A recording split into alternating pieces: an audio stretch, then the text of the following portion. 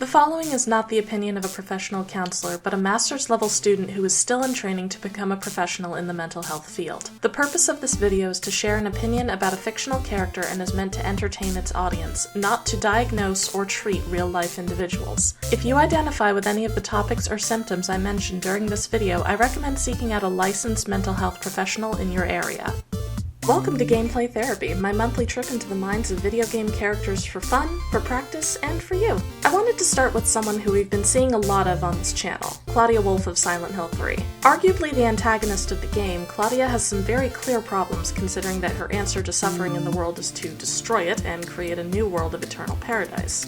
There will be no greed or war, and all will live by God's grace alone. No this, no that. No, nothing. A paradise? For castrated sheep, maybe. Claudia has few coping skills, no social supports, but still has good intentions, better than those of Leonard, her father. It's true that God is merciful, but first, one must be chosen. Only we, who hearken to the voice of God, will be given the keys to paradise. While it's true that Claudia is inflexible in her beliefs, that doesn't mean that she is incapable of gaining something from therapy that she could use and possibly also not destroy the world. While I tend to make treatments present-focused, it's hard to work through the past without acknowledging it. The problem with understanding Claudia's past is that she doesn't talk about herself very frequently. Outside of her saying that she has too much sin to enter paradise, she doesn't say much about herself at all. No, I don't expect to be saved. And that's fine. For the pain that I've caused you, I deserve no mercy. Even if it was to save mankind, it was too deep a sin. Consequently, her past is all inference and gossip from everybody's favorite shady gossip monger, Vincent. Did Claudia say that? Yes. Then it must be true. Her sight rarely fails her. Bless the Lord. Maybe it's because of her great faith. But I could never be like her. I wouldn't want to. Nor I. The truth is, Sister Claudia frightens me a little. Her father chimes in once, but given his position, it's hard to say whether he would be an accurate reporter, and even then we don't get much from him. Lie to me, Claudia. You're always trying to run from your responsibilities. Have you come to apologize? Or maybe you still don't realize how foolish you've been. How did you turn out this way? Where did I go wrong? You hated your father, didn't you? I saw the way he hit you, and kicked you, and made you cry. Claudia probably had a difficult home life, especially if Leonard was open about his contempt of his daughter. As well as dealing with the trauma from her family of origin, Claudia is also dealing with the trauma of losing her best friend Alessa at a young age. In fact, it could be argued that Silent Hill 3's plot happened in response to the trauma that Claudia felt. Alessa? Is it you? Oh, how I've missed you. In the name of working from a strengths-based perspective, I would point out that Claudia's adherence to her spiritual code, even when it puts her at a disadvantage, and her strong spiritual background count as coping skills, even if she does take them a little too far. You'll go to hell! If there's a challenge in treating Claudia, it's her ability to work with a counselor and establish a therapeutic alliance. She's unlikely to self-refer since she's not distressed by her thoughts or behaviors.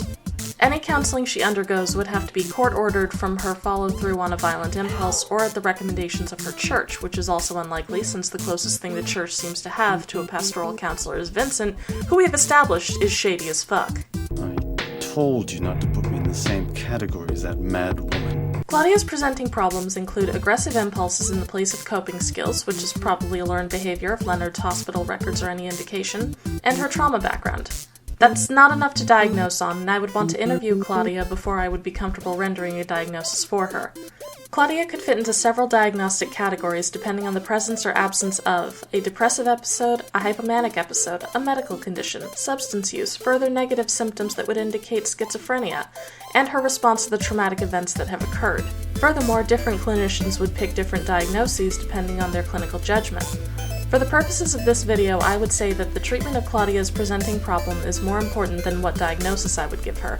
While a treatment plan is informed by the diagnosis, it is not dictated by it. In other words, resolving Claudia's presenting problems is more important than how we choose to label her behavior, and I choose not to do so in this case because there's little information upon which to base a diagnosis. There are many treatment modalities that one could use with Claudia, and none are more valid than any others. However, Claudia has a tendency towards expression, and I tend to lean towards that too. Expressive arts therapy would be good for Claudia since she can reintegrate her trauma and be able to express herself in a safe environment and with someone who can help her to process her grief and anger in a constructive way.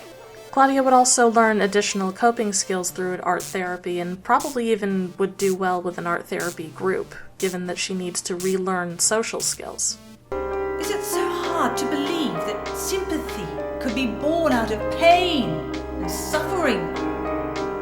The end result of this kind of treatment would be a Claudia who is at peace, who can move forward with her life, which I think she deserves despite her own protestations. This could also apply to Heather, who has undergone severe trauma as well, but Heather already has somewhat healthier coping skills given that she allows herself to cry, talks with other people, and regulates herself more easily in the face of stress. Listen, suffering is a fact of life. Either you learn how to deal with that or you go under. Both she and Claudia leap to vengeful murder pretty quickly, but neither of them have someone in their lives who will offer perspective very easily. And that's one of the more valuable things that someone can get out of a therapy session, is perspective. Thank you for watching my first gameplay therapy video. I hope you enjoyed it. Please let me know if you want to see more of this kind of thing. I really enjoyed making it, and also let me know what other kinds of characters you would like to see in the future. I have a few mapped out, but I'm always open to input. You can also show your support by liking this video and subscribing to the channel, as well as ringing the bell so you're notified when I upload my videos on Sunday and Wednesday. You can also follow me on Twitter and Instagram for more updates, as well as Save Point Games, the channel I co-run with my dad. Thanks guys, love you!